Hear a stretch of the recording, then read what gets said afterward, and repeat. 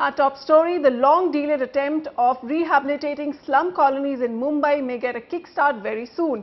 Maharashtra's draft housing policy is drawing up a new game plan to help execute slum redevelopment projects in a phased manner.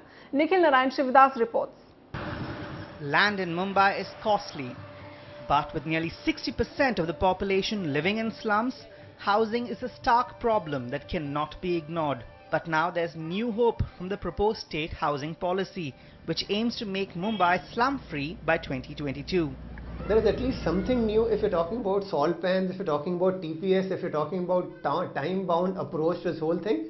So that these are all positive steps in ensuring that a proper housing is provided to all. As a first step, the SRA will be tasked with conducting a survey of all slums and eligible slum dwellers in the city within 6 months. This information will be used to develop a master plan to redevelop slums on the lines of a town planning scheme. What's different this time around is the time limit being considered. Slum dwellers will be given 1 year to choose their own private developers to redevelop their slums, failing which the SRA will take a year to invite bids on its own.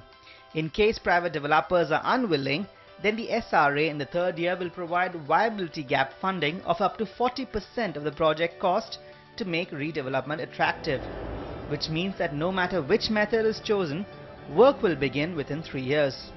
New housing policy gives some time limit for a slum, for the builder, etc., etc. Because of this time limit, and if it is really implemented honestly, I am sure this entire city will be free of slum.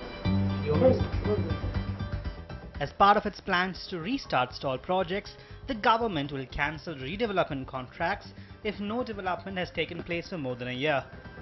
Additionally, the government is also considering amending the Slum Act to ensure that non-participants in a slum scheme will be evicted if more than 50% of slum dwellers have been shifted out, a move that will help resolve the many stalled slum rehabilitation projects in the city. The SRA will also offer to redevelop slums located on government lands in exchange for agency fees or a portion of the ready reckoner rate of the land. Slums on private land have to be redeveloped within 2 years, either privately or in partnership with MADA.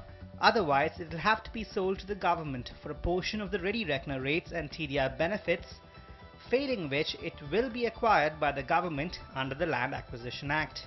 However, experts say that this will be a problem. Just taking the whole private landowners for granted in this manner with a time-bound situation will not really work out well, because I'm sure all these private landholders will go to the courts, etc., and seek some intervention, and it's going to be a time-consuming job. So I don't think it's going to work out so easily. In cases where slums cannot be redeveloped on site and will have to be shifted to other locations, the government is considering opening up over 400 acres of salt pan land in Mulund East, which can go a long way in providing low-cost housing for the present. So far, slum rehabilitation in Mumbai has achieved only about 10% of its intended target.